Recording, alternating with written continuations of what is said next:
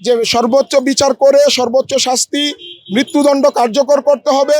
দেশের প্রতিটা মানুষ অন্তর্বর্তী সরকারের কাছে এটাই দাবি জানিয়েছে যে যেভাবেই হোক, যত ধরনের আইনি প্রক্রিয়া হোক, সেভাবে যেন এই হাসিনাকে ফিরিয়ে এনে তারপরে বিচার করা হয়। প্রথম থেকেই শেখ হাসিনা এবং এই স্বৈরাচার এবং স্বৈরাচারের দোষরদের যে বিচার, এই বিচার নিশ্চিতকরণের জন্য আমরা চেষ্টা করতেছি এবং বিভিন্ন ধরনের কর্মসূচি দিয়ে যাচ্ছি। প্রথম বিষয় হলো শেখ হাসিনার বিচার করা অত কঠিন কোনো কাজ নয়। শেখ হাসিনার তৈরি আপনার হলো যেই ট্রাইব্যুনাল আইন আছে 1973 সনের, সেই যুদ্ধ অপরাধ ট্রাইব্যুনাল বলেন, মানবতা বিরোধী ট্রাইব্যুনাল বলেন, ওই আইন অনুযায়ী তাকে বিচার করা সম্ভব। আর সব থেকে বড় বিষয় হলো আপনার হলো সে একটা গণহত্যা চালিয়েছে, জেনোসাইড। এই জেনোসাইডের বিচার হওয়ার জন্য এটা তো আপনার হলো বাংলাদেশের মানুষ কেন পারবে না? হাসিনাকে বাংলাদেশের কোনো মানুষই বলে নাই যে আপনি বাংলাদেশে থাকলে আপনাকে আমরা হলো মেরে ফেলবো, অথবা আপনি বাংলাদেশে থাকতে পারবেন না। বাংলাদেশের মানুষ যখন হলো তার বিরুদ্ধে সর্বাত্মক আন্দোলন শুরু করেছে, হাসিনা তার পাপের দায়ভার যে বহন করতে পারবে না, এত বেশি পাপ করেছে। আপনার আমাদের রাষ্ট্রীয় আপনার হলো যে গণনা আছে তাতে 2000-এর অধিক বলা হচ্ছে। আমাদের দাবি হলো এখানে 5000-এর অধিক মানুষ হলো আপনার হলো গণহত্যার শিকার হয়েছেন। এই দায়ভার গ্রহণ করতে পারবে না বলেই হাসিনা নিজেই বাংলাদেশ থেকে পালাতে বাধ্য হয়েছে। আর ডক্টর মোহাম্মদ ইউনূস হাসিনার বিচার করতে পারবে কি পারবে না, এই প্রশ্নটা আমার মনে হলো এভাবে করাটা ঠিক না। প্রথম বিষয় হলো ডক্টর মোহাম্মদ ইউনূস আমাদের দেশের বর্তমানে উনি হলো রাষ্ট্রের আপনার হলো সরকার যে চালান, সে সরকারের প্রধান, অন্তর্বর্তীকালীন সরকারের। তার প্রথম রাজনৈতিক দায়িত্ব জুলাই বিপ্লবের আপনার হলো যারা শহীদ হয়েছেন, আহত হয়েছেন, তাদের রক্তের হিসাব বুঝিয়ে দেওয়ার জন্য প্রথমেই হাসিনার বিচার করা। আমরা মনে প্রাণে অতপ্রতভাবে বিশ্বাস করি ডক্টর মোহাম্মদ ইউনূস হাসিনার বিচার করতে পারবেন। কিছু আপনার চেলা চামুন্ডা ফেসিবাদের দোসর গাদানিক থেকে শুরু করে যারা হলো উপদেষ্টা পরিষদে কোনো না কোনোভাবে জায়গা পেয়েছে, এই সমস্ত দালালদের কারণে উনি বাংলাদেশকে যেভাবে হলো আপনার নেতৃত্ব দিতে পারতেন সেটার ক্ষেত্রে ব্যাঘাত ঘটছে। তবে ইনশাল্লাহ আমরা বিশ্বাস করি উনি বাংলাদেশকে একটি সঠিক পথে আপনার হলো পরিচালিত করতে পারবেন, বাংলাদেশকে স্থিতিশীল করবেন। এমনকি বাংলাদেশে আপনার হাসিনার ফেসিবাদী যত কর্মকাণ্ড গণহত্যা আছে সেটা আপনার হলো সেই বিডিআর হত্যাযজ্ঞের মাধ্যমে উনি আমাদের 57 জন হলো দেশপ্রেমিক সেনাবাহিনীকে হত্যা করেছেন, তার বিরুদ্ধে তার বিচার হতে হবে।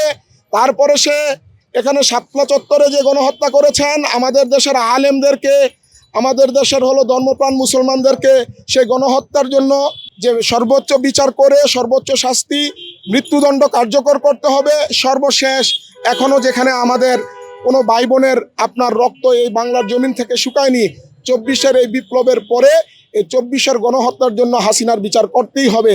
আর ডক্টর মোহাম্মদ ইউনূসই বাংলাদেশে হাসিনার বিচার করবে ইনশাল্লাহ। শেখ হাসিনার বিচার তো অবশ্যই সম্ভব, তবে আমরা দেখতেছি যে জুলাই বিপ্লবের পরবর্তী যে সরকার গঠিত হয়েছে তারা গিয়ে আপনার এই বিচারটাকে বিলম্বিত করতেছে এবং একটা নির্দ্বিধার মধ্যে ফালিয়ে দিতেছে যে এই বিচারটা হবে কি না।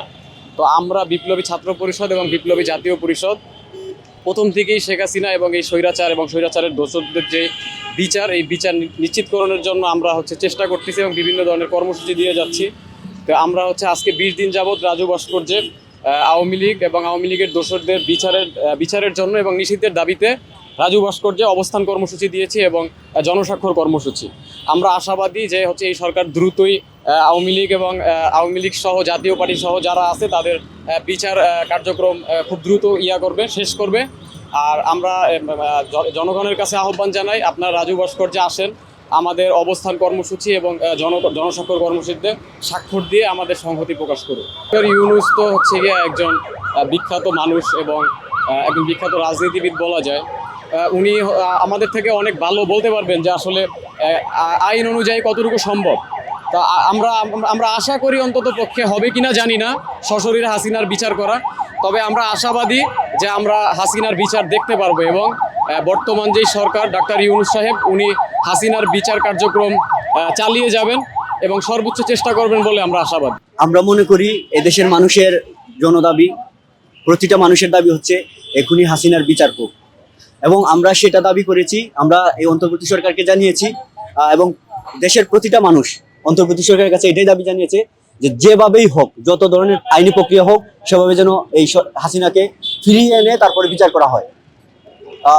এখন যদি অন্তর্বর্তী সরকার যদি সেটা চেষ্টা করে আন্তর্জাতিক আইনের মাধ্যমে গণহত্যাকারী যে হাসিনাকে আন্তর্জাতিক আইনের মাধ্যমে যদি ফিরিয়ে আনার চেষ্টা করে, অবশ্যই সফল হবে বলে আমরা বিশ্বাস করি। এবং যেহেতু যারা গণহত্যা করে, বিশেষ করে আমরা দেখেছি যে নাৎসি বাহিনীর যে হিটলার ছিল, হিটলার নিজে আত্মহত্যা করেছে।